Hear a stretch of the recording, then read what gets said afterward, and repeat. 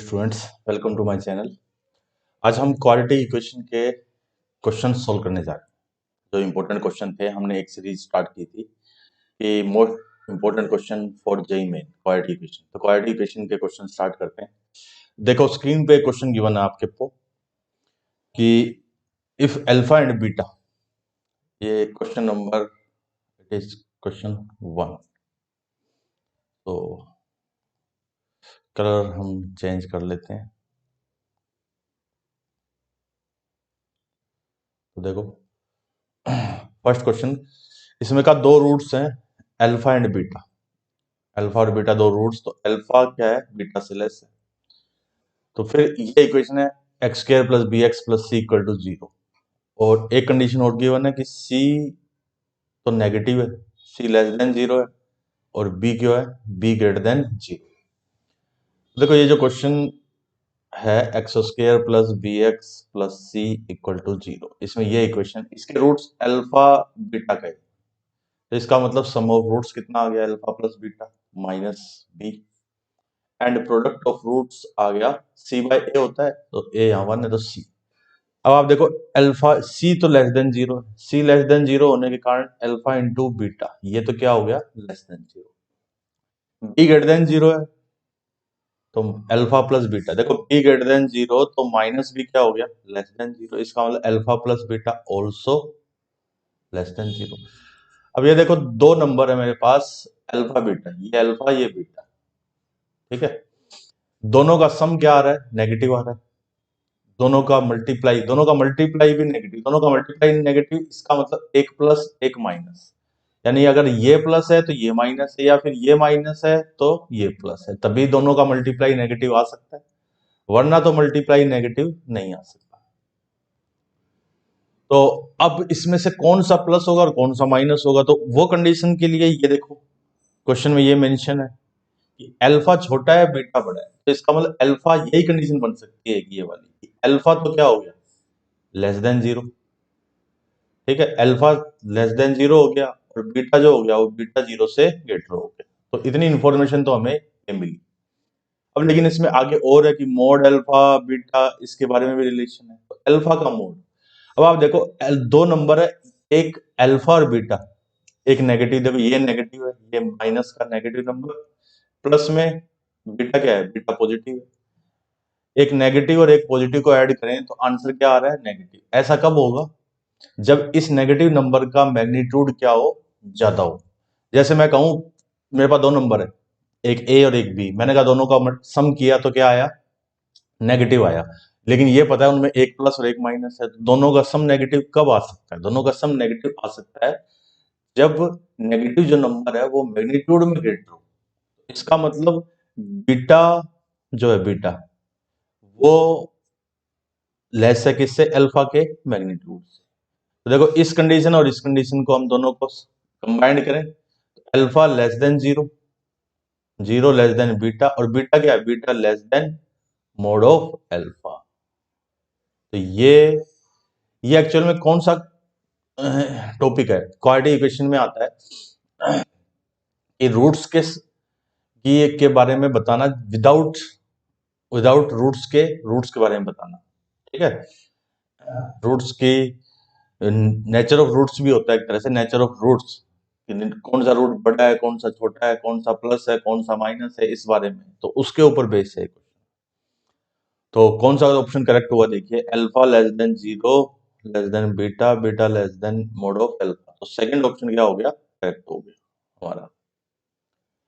तो उम्मीद करता हूँ समझ में आ गया होगा आपको। चलिए नेक्स्ट क्वेश्चन में चलते हैं। तो अब देखिए क्वेश्चन नंबर 2 हमारा, इसमें कहा कि both roots of the quadratic equation, एक क्वाड्रेटिक इक्वेशन दी है, कहा इसके दोनों रूट्स क्या है, 5 से लेस है, तो के किस इंटरवल में लाई करेगा, ये हमें बताना है। एक्चुअल में ये क्वेश्चन किसका है, ये कॉन्सेप्ट है क्वाड्रेटिक इक्वेशन में, लोकेशन ऑफ रूट्स का कॉन्सेप्ट। तो इसमें देखो इक्वेशन मैंने लिख देता हूँ एक बार। इक्वेशन ये है एक्स स्क्वायर माइनस 2 के एक्स प्लस में k square plus k minus 5 equal to 0। इसमें ए तो कितना है, a coefficient of x square 1, a greater than 0। जब ए ग्रेटर देन 0 होता है तो ग्राफ देखो या तो ऐसे होगा इसका ग्राफ, या फिर ऐसे होगा इसका ग्राफ। टच करते हुए जाएगा, क्योंकि दोनों रूट्स हैं और दोनों रूट्स 5 से लेस हैं, इसलिए 5 इस साइड में होगा, या तो इधर या इधर। एक और हो सकता था ग्राफ, पर वो यहाँ बनेगा नहीं, क्योंकि उसमें तो रूट्स क्या होंगे, इमेजिनरी होंगे। ठीक है, तो अब देखो कंडीशंस क्या क्या बनी इससे। d greater than equal to 0, इसमें d ग्रेटर देन 0, इसमें d इक्वल टू 0, इस वाले में d ग्रेटर देन 0, इस वाले में d इक्वल टू 0। फिर सेकंड कंडीशन कि माइनस बी बाई टू है, माइनस बी बाई टू है, कहाँ होता है, यहाँ पर होता है माइनस बी बाई टू, इसमें यहाँ और इसमें यहाँ वर्टेक्स होता है, वो क्या होगा, 5 से लेस होगा। थर्ड कंडीशन है कि f5, यानी फंक्शन में अगर 5 रखें तो f5 वो क्या होगा, ग्रेटर देन 0, क्योंकि देखो 5 यहाँ पर है, इसमें 5 पे जो वैल्यू आएगी वो यहाँ आएगी। सिमिलरली इसमें भी 5 पे जो वैल्यू आएगी वो ऊपर आएगी, तो वैल्यू क्या होगी, पॉजिटिव होगी। तो अब बस इन तीनों कंडीशनों का जो भी कॉमन पार्ट आएगा वही हमारा क्या होगा, सॉल्यूशन होगा। तो देखिए d greater than equal to 0 में -2k का होल स्क्वायर, फिर माइनस का 4 a इंटू सी, तो a तो 1 है, c देखिए k स्क्वायर प्लस के -5 ग्रेटर देन इक्वल टू, तो यहाँ तो बन गया ये k स्क्वायर, फिर माइनस का k स्क्वायर, फिर minus k plus 5 greater than equal to 0, तो ये दोनों तो टर्म्स कैंसिल होगी। Minus k greater than equal to -5, that means k less than equal to, a की वैल्यू क्या होगी, 5 से लेस होगी या फिर 5 के इक्वल होगी। अब इसमें आते हैं, देखो बी है -2 के, एक माइनस ऑलरेडी है, तो इट विल बी प्लस का 2 लेस देन 5, तो यहां से मिला हमें के लेस देन 5। अब आते हैं F5। F5 का मीनिंग क्या है, F5 का मीनिंग है ये जो इक्वेशन है, इस इक्वेशन के अंदर x की जगह 5 पुट करें, तो देखिए 5 पुट करते हैं, 5 का होल स्क्वायर 25, फिर माइनस में 10k, फिर प्लस के स्क्वायर प्लस के, फिर -5 ग्रेटर देन 0, ये बन गया देखिए के स्क्वायर माइनस का 9k प्लस 20 ग्रेटर देन 0। इसको फैक्टराइज करें तो k-4 इंटू k-5, ये क्या होगा, ग्रेटर देन 0। तो इसको नंबर लाइन सोल्व किया तो 4 5 both are exclude, it will be plus minus plus, so ये हो जाएगा। अब देखो इसका फर्स्ट का, सेकंड का और थर्ड का, तीनों का कॉमन पार्ट अगर हम, इसने का 5 से लेस हो या इक्वल हो, इसने का 5 से लेस, तो इन दोनों का तो हो गया, इसका और इसका कॉमन तो हो गया 5 से लेस। फिर आए इसमें, इसने का 4 से लेस, इसने का 5 से ग्रेट, तो 4 से लेस आंसर हो गया, कॉमन पार्ट बन गया k belongs to minus infinity से 4। देखो सेकंड ऑप्शन करेक्ट होगा हमारा, c, sorry third option c, minus infinity से 4। आई होप समझ में आ गया हो। तो चलिए नेक्स्ट प्रॉब्लम पे चलते हैं। ये है हमारा क्वेश्चन नंबर 3, थर्ड क्वेश्चन। इसमें कहा let alpha and beta be the roots of, देखो अल्फा और बीटा ये एक इक्वेशन गिवन है, x square minus 6x minus 2 equal to 0। अब यहां से हमें दो वैल्यू मिल जाएगी, एक तो अल्फा प्लस बीटा 6 हो गया, अल्फा इंटू बीटा -2 हो गया। फिर आगे एक कंडीशन ये गिवन है कि an का मतलब है अल्फा की पावर n माइनस बीटा की पावर n, और n की वैल्यू हमेशा 1 से ग्रेटर होगी या इक्वल होगी। इस एक्सप्रेशन की वैल्यू पूछिए, देखो ये एक्सप्रेशन a10 माइनस 2a8, फिर डिवाइड में 2a9, एक्चुअल में ये एक्सप्रेशन बनेगा a10 का मतलब अल्फा की पावर 10, फिर माइनस बीटा की पावर 10, माइनस में 2a8, a8 का मतलब अल्फा की पावर 8 माइनस बीटा की पावर 8, डिवाइड में 2a9 अल्फा की पावर 9 माइनस बीटा की पावर 9। देखो जब ज्यादा पावर है तब इस टाइप की अप्रोच तो एप्लीकेबल होगी नहीं कि आप अल्फा की पावर 8 प्लस बीटा की पावर 8 की वैल्यू निकालो या माइनस की वैल्यू निकालो। तो सिंपल सा लॉजिक है कि अब अप्रोच उस साइड में नहीं जानी चाहिए आपकी कि सम ऑफ रूट्स और प्रोडक्ट ऑफ रूट्स के बेस पे हम कुछ ना कुछ इसमें बनाएं। अब आपको किधर जाना चाहिए कि अगर अल्फा इसका रूट है तो इसको सेटिस्फाई करेगा। देखो अल्फा अगर इस इक्वेशन का रूट है तो इसको सेटिस्फाई करेगा, तो यहां से मिल गया हमें अल्फा स्क्वायर माइनस 6 अल्फा की value. Similarly beta square minus 6 beta, ये भी ठीक है, तो अब इसी की हेल्प लेते हैं, इसकी हेल्प देखो, इसको मैंने ऐसे लिख दिया अल्फा की पावर 10 को। देखो ये जो 2 है ना, ये 2, इस 2 की जगह एक सेकंड, 2 इंटू 8, हाँ पहले तो ऐसे लिखा, देखो अल्फा की पावर 10 माइनस बीटा की पावर 10, फिर माइनस में 2 इंटू अल्फा की पावर 8, फिर प्लस में 2 इंटू में बीटा की पावर 8, डिवाइड में 2 अल्फा की पावर 9 माइनस बीटा की पावर 9। अब देखो जहां पर ये अल्फा की पावर 10 माइनस बीटा की पावर 10, इसको तो ऐसे ही रखा, ये जो 2 है ना, ये अल्फा के साथ मल्टीप्लाई है, इसलिए इस 2 की वैल्यू ये वाली पुट करते हैं यहाँ पे, alpha square minus 6 alpha into में अल्फा की पावर, फिर प्लस में इस 2 की वैल्यू बीटा के फॉर्म में करेंगे, क्यों, क्योंकि 2 के साथ बीटा है इस बार, तो यहाँ लिख दिया बीटा स्क्वायर माइनस 6 बीटा, और इस पूरे का मल्टीप्लाई बीटा की पावर 8, 2 अल्फा की पावर 9 माइनस बीटा की पावर 9। देखो अब सिंप्लीफाई करते हैं थोड़ा, अल्फा की पावर 10 माइनस बीटा की पावर 10, ये अल्फा की पावर 8 इससे मल्टीप्लाई होगा, तो माइनस में अल्फा की पावर 10 और प्लस में 6 अल्फा की पावर 9। सिमिलरली ये बीटा की पावर 10, ये बीटा की पावर 8 जब इससे मल्टीप्लाई हुआ बीटा की पावर 10, अब ये बीटा की पावर 10 इससे मल्टीप्लाई होगा, तो 6 बीटा की पावर 9, डिवाइड में 2 अल्फा की पावर 9 माइनस बीटा की पावर। देखो ये टर्म इसको कैंसिल करेगी, ये वाली टर्म इसको कैंसिल करेगी, जो बचा उसमें से 6 कॉमन ले लिया, तो अल्फा की पावर 9 माइनस बीटा की पावर 9, और डिवाइड में 2 अल्फा की पावर 9 माइनस बीटा की पावर 9, ये वाली टर्म अब कैंसिल होगी, 3 आंसर हो गया, इस 2 ने इसको 3 टाइम्स कैंसिल किया, तो आंसर हो जाएगा हमारा फर्स्ट ऑप्शन यानी थर्ड। सिंपल अप्रोच थी, देखिए सिंपल क्वेश्चन था कि अल्फा और बीटा अगर इक्वेशन के रूट है तो वो उसको सेटिस्फाई करेंगे, इसी का ही यूज करते हुए हमने इस क्वेश्चन को सोल्व किया, और 2015 में आया हुआ क्वेश्चन है, जेईई मेन। आई होप ये क्लियर है आपको। चलिए आगे बढ़ते हैं नेक्स्ट प्रॉब्लम पे। ये हो गया हमारा, इससे पिछला क्वेश्चन था थर्ड, तो ये वाला क्वेश्चन हो जाएगा 4। ये हमारा क्वेश्चन नंबर 4। तो देखो इस क्वेश्चन में कहा कि if alpha and beta be the values of x in m square, ये एक इक्वेशन का, इसका मतलब इस इक्वेशन के रूट है अल्फा बीटा। पहली बात तो इस इक्वेशन को ऐसे लिख दिया, एम एक्स स्क्वायर माइनस में m x plus 2 m x, यहाँ एम स्क्वायर आएगा, plus 3 equal to m x square plus में एक्स कॉमन, तो 2m minus m square plus 3 equal to 0। इसके रूट्स है अल्फा बीटा, ठीक है, अल्फा प्लस बीटा कितना हो गया,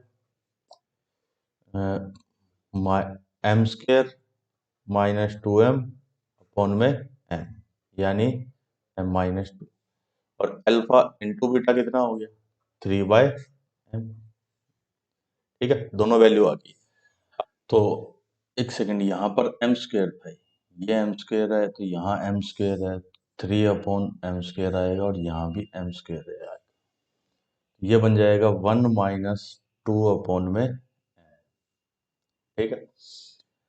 अब आते हैं इस पे, इस एक्सप्रेशन पे, इस एक्सप्रेशन को लिखा मैंने alpha upon beta plus beta upon alpha equal to 4/3, ये बन गया alpha square plus beta square upon में अल्फा बीटा इक्वल टू 4/3, इस 3 को क्रॉस मल्टीप्लाई कर दिया, 3 इंटू में अल्फा प्लस बीटा का होल स्क्वायर, फिर माइनस में 4 माइनस का 2 alpha beta, alpha square plus beta square को ऐसे लिख दिया, और इधर हो गया 4 अल्फा बीटा, तो 3 अल्फा प्लस बीटा का होल स्क्वायर, और ये माइनस 6 बनेगा, तो इधर चला गया, तो 10 अल्फा बीटा। देखो अल्फा प्लस बीटा की वैल्यू पुट करें हम, तो 1 माइनस 2/m का whole square equal to 10 into 3/m में m, तो 3 से 3 कैंसिल हो गया। इसको थोड़ा सिंप्लीफाई करें, तो ये बन जाएगा m-2 का होल स्क्वायर। ठीक है, डिवाइड में m² आएगा, वो इससे कैंसिल हो गया, तो m-2 का होल स्क्वायर इक्वल टू 10। देखिए ये इक्वेशन बनी ना, तो इसको सिंप्लीफाई किया तो m² minus 4m plus 4 equal to 10। ये इक्वेशन बन जाएगी m² minus 4m minus 6 equal to 0। तो अब ये जो इक्वेशन है इसके दो रूट्स हैं, तो वो m1 m2 है, तो m1 प्लस m2 तो हो गया 4 और m1 इंटू m2 हो गया। हमसे जो पूछा है उस पे आते हैं, m1 का स्क्वायर डिवाइड में m2, फिर प्लस में m2 का स्क्वायर अपॉन में m1, ये हो जाएगा m1 क्यूब प्लस में m2 क्यूब डिवाइड में m1 m2। अब यहाँ पे a cube plus b cube का यूज करें तो a cube plus b cube a plus b,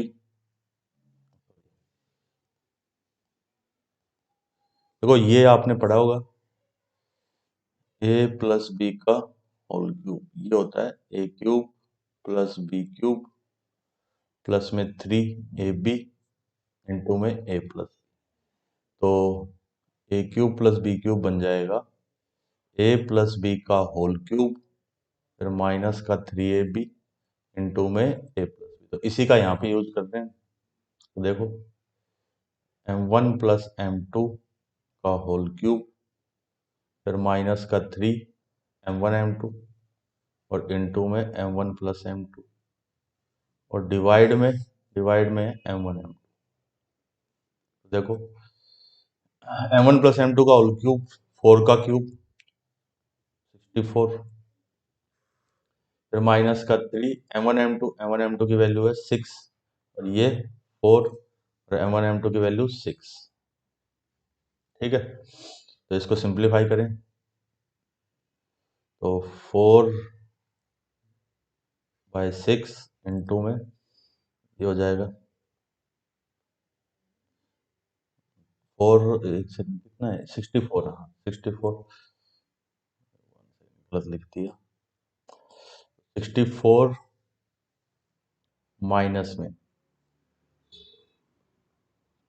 48 upon में 6, m2 की जो वैल्यू है वो -6 आएगी, तभी आंसर में यहाँ गड़बड़ आ रही है, यहाँ भी -6 ये प्लस का ये बनेगी। ठीक है, तो फिर ये बन जाएगा, ये बनेगा देखो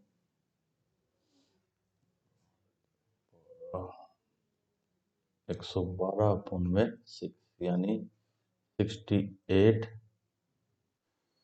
यहाँ भी -6 होगा, -6 तो माइनस का 68 अपॉन 3, तो ये आंसर हो जाएगा 4th ऑप्शन। चलो चलते हैं नेक्स्ट क्वेश्चन पे। अब इसमें देखो ये हमारा क्वेश्चन नंबर शायद 5 है, का r, s एंड t भी रूट्स ऑफ इक्वेशन। एक इक्वेशन गिवन है 8x³ प्लस में 101x प्लस 2008 इक्वल टू 0। इसके का रूट्स कौन है, r, s, t। तो देखो सम ऑफ रूट्स कितना हो गया, r plus s plus t, इसकी वैल्यू कितनी हो जाएगी 0, क्योंकि x² का कोफिशिएंट आएगा, x² है ही नहीं तो इसलिए 0। अब देखो हमसे जो वैल्यू पूछी है r प्लस s इसका होल क्यूब 9,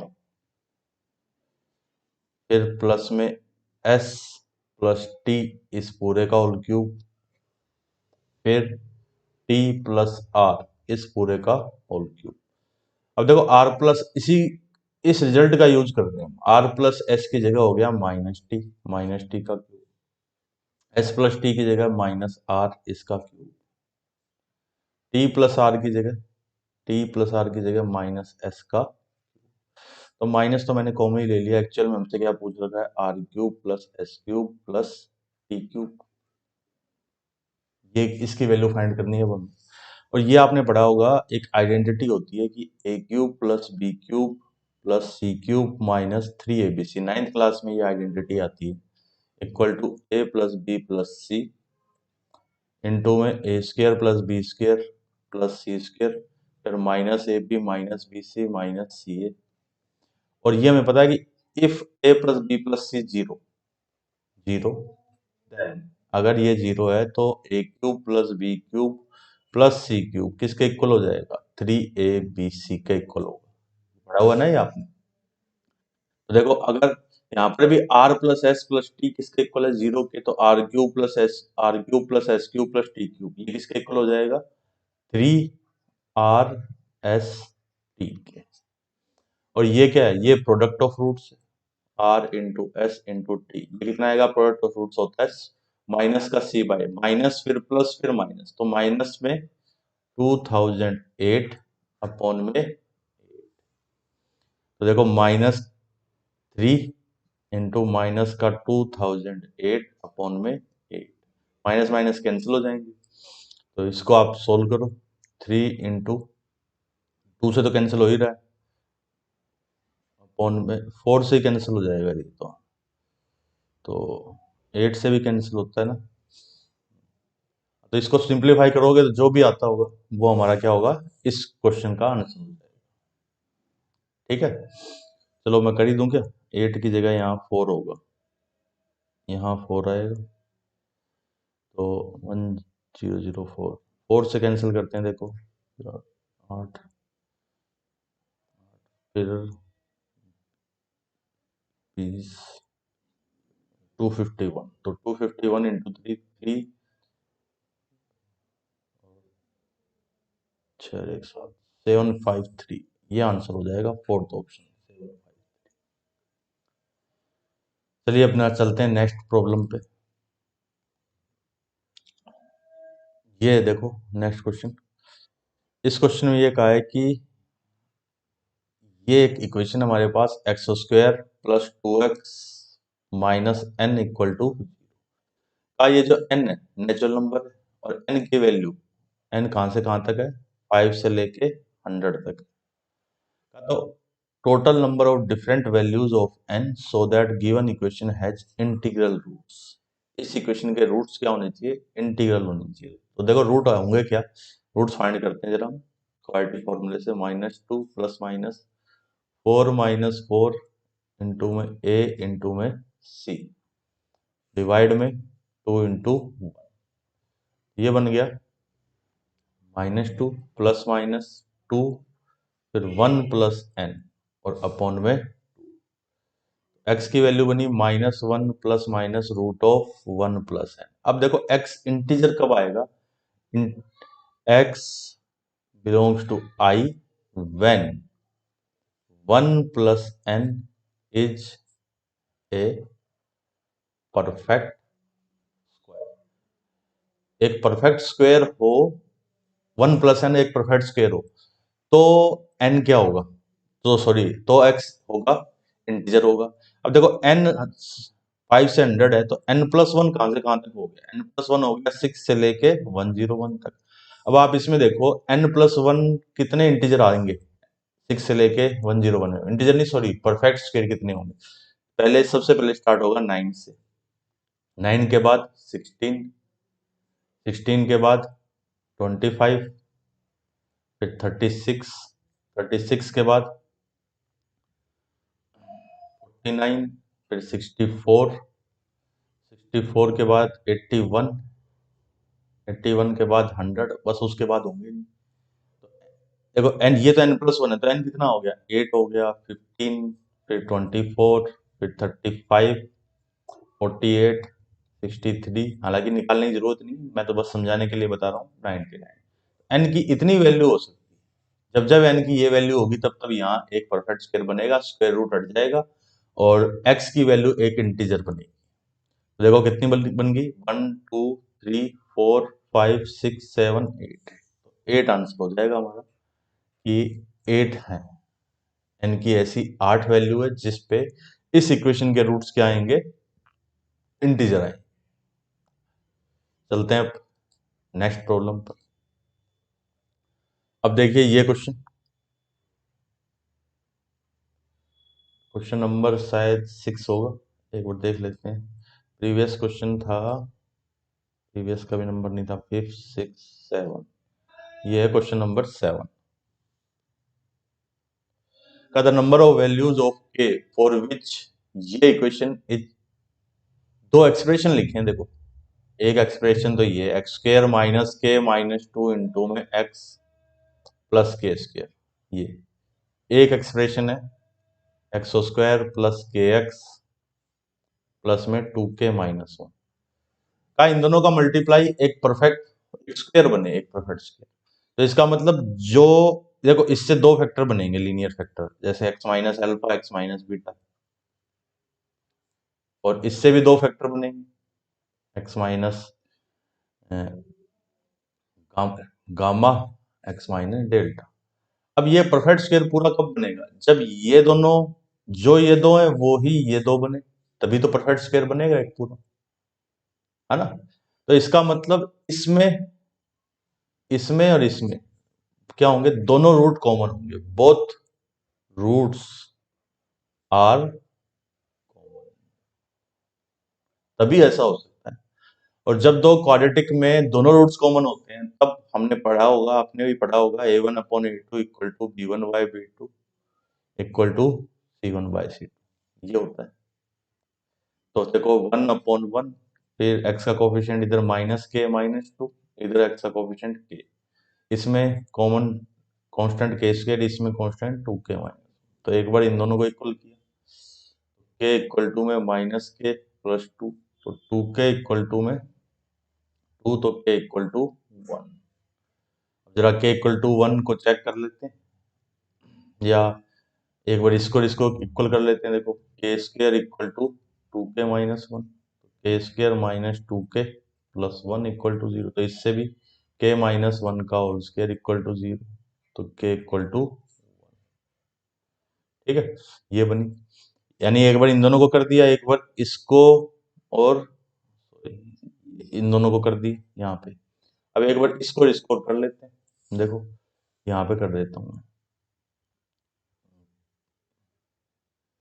कि k-2, या k की जगह 1 रखें तो 1-2/1 1 बन गया, इधर 1/2 -1 बनेगा, सही है। तो इसका मतलब a की वैल्यू बनेगी यहाँ, ये k की वैल्यू पूछी थी कितनी वैल्यू होगी, तो k की वैल्यू 1 होगी।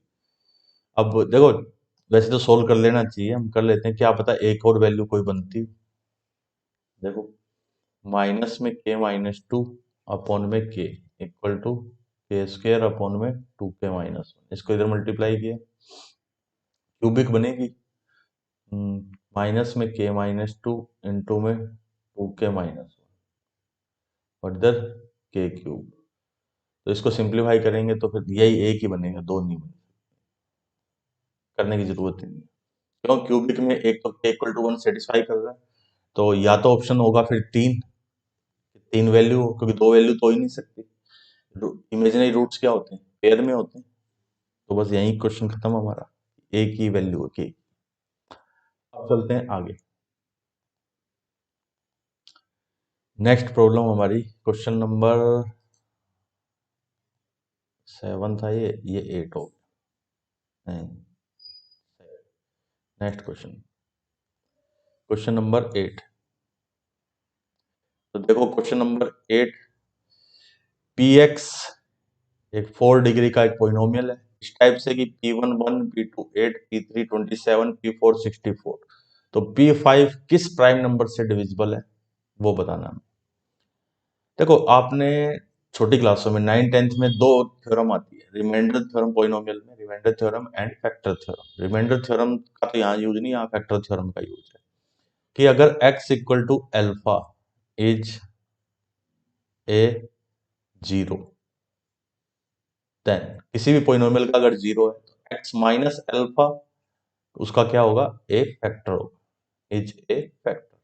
तो ये होती है फैक्टर थ्योरम, तो बस इसी का यूज करते हैं हम। तो देखो जो हमें कंडीशन दी है वो p1 इक्वल टू 1 दी, तो इसका मतलब p1 -1 इक्वल टू 0, फिर दी है p2 इक्वल टू 8, तो p2 -8 इक्वल टू 0, फिर कंडीशन दी है P3 इक्वल टू 27, तो P3 minus 27 equal to 0। Similarly P4 given है, P4 इक्वल टू 64, तो P4 माइनस 64 इक्वल टू, इसको मैं P1 माइनस 1 का क्यूब लिख दिया, इसको ऐसे लिखा P2 माइनस 2 का क्यूब इक्वल टू 0, इसको लिखा P3 माइनस में 3 का क्यूब इक्वल टू 0। ये समझाने के लिए लिख रहा हूँ, इससे इतना सब लिखने की जरूरत नहीं है, जस्ट आपको समझ में आ जाए इसलिए लिखा इतना सब। तो अब देखो इसका मतलब, सो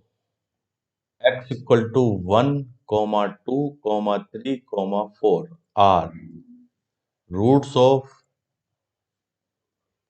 px minus X cube equal to 0, क्योंकि x इक्वल टू 1 इसको सेटिस्फाई कर रहा है, तो 1 रखने पे 0 आता है, 2 रखने पे, 3 रखने पे, 4 रखने पे, है ना।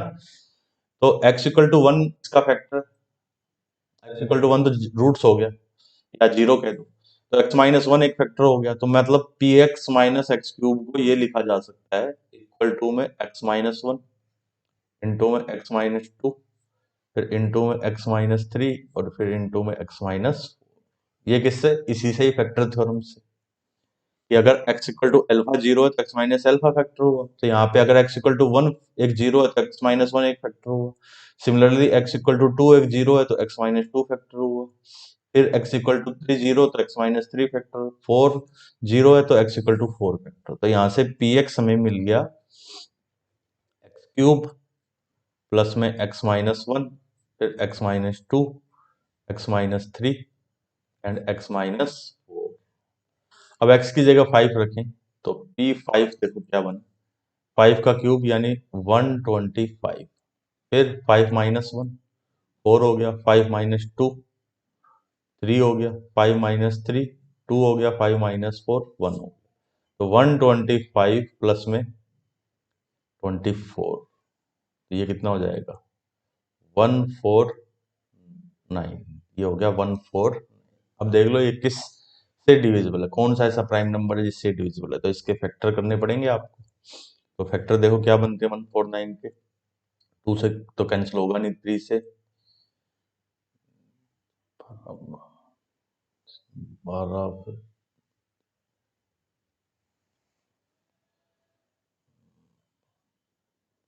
3 से भी नहीं हो रहा है, फिर करके देख लेना, नहीं होगा तो अगर ये प्राइम नंबर है तो फिर ये खुद ही आंसर हो जाएगा।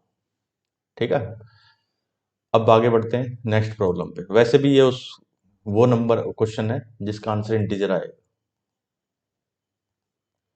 अब आते हैं, ये हमारा question, the set of all possible real values of A such that the inequality, ये एक इनइक्वालिटी की होने, देखो इनइक्वालिटी को मैं लिखा पहले यहाँ x माइनस ए माइनस 1, फिर x minus A square plus 2 less than 0 और all x belongs to minus 1 से 3। अब इसमें देखो ये कहा कि इन दोनों का मल्टीप्लाई, यानी x माइनस ए माइनस 1 और x minus A square plus 2, ये हमेशा लेस देन 0। देखो जब ये x इस x से मल्टीप्लाई होगा तो यहाँ तो बनेगा एक्सो स्क्वायर, एक्सो स्क्वायर का मतलब इसका ग्राफ ऐसे बनेगा अपवर्ड। ठीक है, पैराबोला पैराबोलिक कर्व होगा अपवर्ड की तरफ। अब देखो थोड़ा सा हमें लोकेशन ऑफ रूट्स के बारे में नॉलेज होनी चाहिए कि अगर ग्राफ ऐसे देखो इस टाइप से है तो इन दो वैल्यूओं के बीच में देखो ये वैल्यू, ये सारी की सारी कैसी वैल्यू आएगी, फंक्शन की, क्वाड्रेटिक फंक्शन की नेगेटिव वैल्यू आएगी इन दो के बीच में, रूट्स के बीच में नेगेटिव वैल्यू, रूट्स से बाहर पॉजिटिव वैल्यू। ठीक है, तो यहाँ पे देखिए, अब ये जो मैं लिखा कि x माइनस 1 अगर मैं इसका ग्राफ बनाऊं तो इस टाइप से तो ग्राफ हो गया, और ये नेगेटिव आ रहा है, इसका मतलब ये जरूर x एक्सिस को इंटरसेक्ट करेगा। तो -1 और 3 जो होंगे वो इसके बीच में होंगे कहीं ना कहीं, -1 और 3, तभी तो -1 और 3 के बीच में नेगेटिव वैल्यू आ रही है। देखो नीचे, क्योंकि अगर बाहर हो गया -1 और 3, यहाँ पे सपोज -1 इधर हो गया तो फिर -1 और 3 के बीच में नेगेटिव भी आएगी और पॉजिटिव भी आएगी। ठीक है, तो इसका मतलब लोकेशन और रूट से हमें ये पता लगा कि अगर यहाँ ये a माइनस 1 इधर a स्क्र प्लस 2, तो -1 और 3 ये हमेशा ही क्या होंगे, इन दोनों के बीच में होंगे, रूट्स के बीच में। तो ये कह सकते हैं a-1 हमेशा क्या होगा, लेस देन इक्वल टू -1 होगा। अब देखो अगर a-1 की वैल्यू -1 हो गई, हाँ, फिर सिमिलरली a² + 2 ये हमेशा क्या होगा, 3 से ग्रेटर होगा।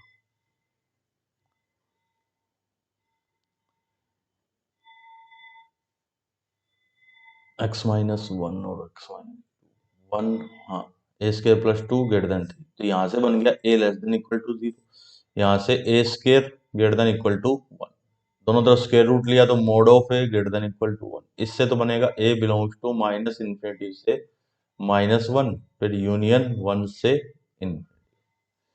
इसने कहा कि a बिलोंग्स टू -∞ से 0, तो दोनों का कॉमन क्या आ जाएगा, इन दोनों का कॉमन यही आ गया, a बिलोंग्स टू -∞ से -1।